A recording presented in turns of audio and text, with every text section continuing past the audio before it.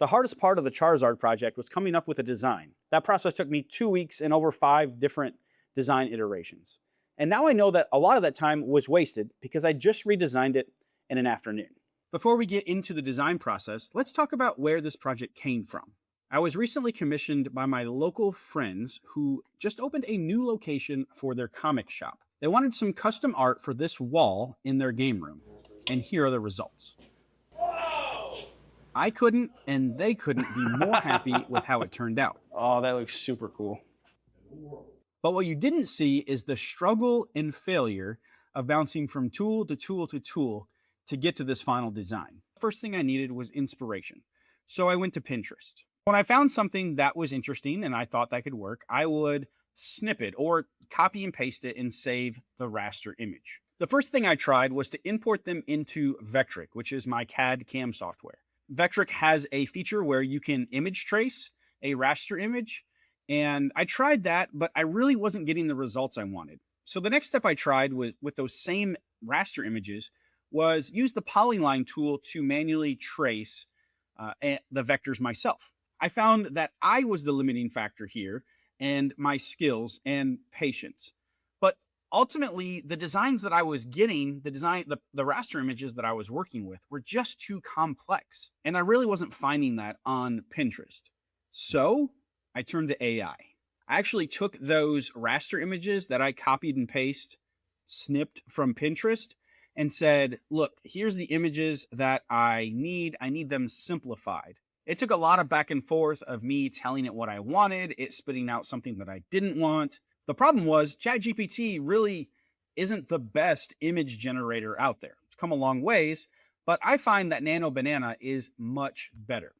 So I went to Gemini, and they let you use it for free a little bit and then restrict your use. And then I found out that I pay for Nano Banana through another AI subscription, which is called 11 Labs, that we use for something else. So I took the prompts from ChatGPT and put them in Nano Banana within 11 Labs. Here took a few back and forth attempts, and you can actually see what I generated in the different iterations. I finally landed on something that I was looking for, but we're still on raster images here. We still need to get vector images in order to set up our toolpaths and cut the actual shapes. So I downloaded and saved these raster images, imported them back into Vectric, and used the image trace tool.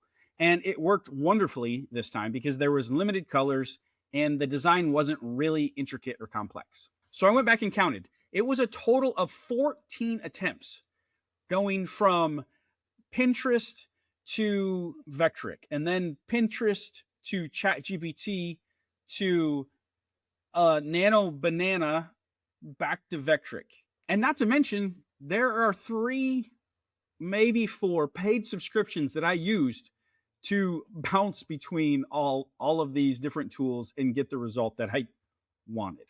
So all of that back and forth got me thinking, there has to be a tool or something where all of this exists in one place, and I wouldn't have to bounce between all these different things. So I found a tool that I've used before, and I think it's going to help a lot of CNC creators. It's called kittl. Let me show you how it works. So let's start at the beginning here, just as like I was starting at kittl from the very beginning of this project. Let's say I had the concept. Create a black and white image of Charizard blowing flames on the Going Merry.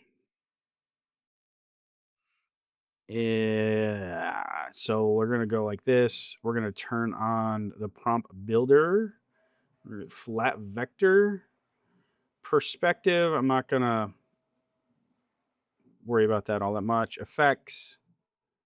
No, I don't want any of that. Actually, I probably go high contrast because we're gonna click black and white. On colors. I don't know anything about that. Lighting, it's fine. So we're going to add these to our prompt. And then we're also going to click enhance our prompt. And we're going to click generate. Okay, so here is what it generated. We're getting serious right here. This Going Mary is literally on fire. That's wild. Okay. So these are great. They're a little more complex than I want, but I'm going to move the artboard here. Move this over to the artboard.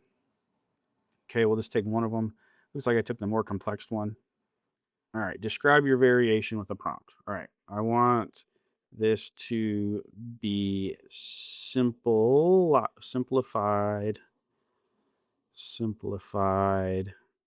into 3 layers.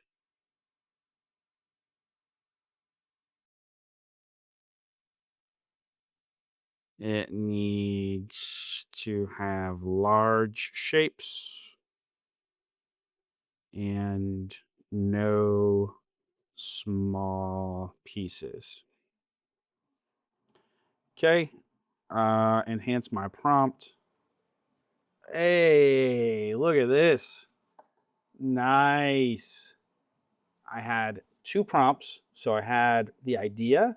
I just put in the first prompt to generate this one, second prompt to generate this one. And I've already got something super clean. It's not necessarily usable yet, but wow, we are so far advanced from the other workflow, the chaotic workflow, let's call it, because I was all over the place. Okay, so remove the Going Mary from this and only from, all right, let's say remove everything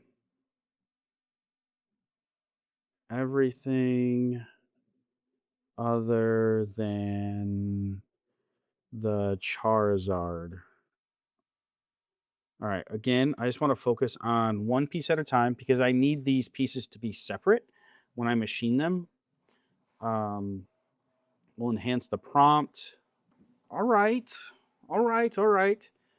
Didn't quite get the remove the boat, but we made progress. We simplified. We got some blocky things. We're getting closer here. Remove the ship. Look how close we are here. How many? Okay, I'm going to move this down because you can move these and kind of create your own board here. We went from 1 prompt to 2 prompts to 3 to 4 prompts, all in kittl. I didn't go to ChatGPT. I didn't go somewhere else. This was idea, working towards the idea that I had. Now we're going to go with, we're going to break off here and go. You can go back here and create another one. Go. So now I can go, okay, remove Charizard. All right, it just finished up. So in 4 steps, in 4 prompts, all inside kittl, I got to the point where I got the Going Mary, the ship, and I've got Charizard separated. So there's one more thing that we can do in here before exporting. Of course, we could just export this right now as a PNG file, import that into Vectric, use image trace, bada bing, bada boom. Maybe your software doesn't have image trace. You can do that right in here. So the way I've done this, let me go back, is I have this AI artboard. What you can do is when you click on it, out of flatten image, you have all this panel that comes up. Remove background, vectorize, upscale, reframe, all these stuff. A lot of different tools, but we're going to use the vectorize tool. And you simply select the number of colors. So we just have 2. We have black and white. We're going to say vectorize image. And in a matter of seconds, you have a vectorized image here along with the PNG image. So now what we can do is we can right click on this. We can click quick export. PNG is not the only option now. Now we can do an SVG, which is a vector-based image. And you can set up your toolpaths on vector-based images. So that's our lines. So you can do that all in kittl. I did not leave to do this. I started with my idea here in Artboard 1. I refined it with Artboard 2, refined it with Artboard 3, broke it into Artboards 5 and 6, and then flattened the image, readjusted, and converted it to a vector image all within a half an hour.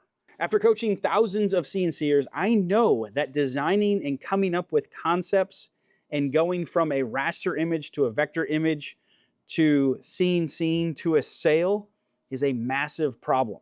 And I think kittl is a good solution for the person that just struggles to come up with ideas or struggles to visualize how it's going to play out, or someone that is like me that's piecing all these different tools together to get a desired outcome.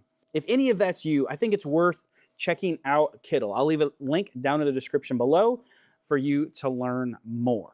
If you haven't watched the original video where I make and install and reveal these in my friend's local comic shop, I'll leave a link down in the description, or you can click on the screen up here as well to check that video out. As always, thank you so much for watching, and I will see you in the next video.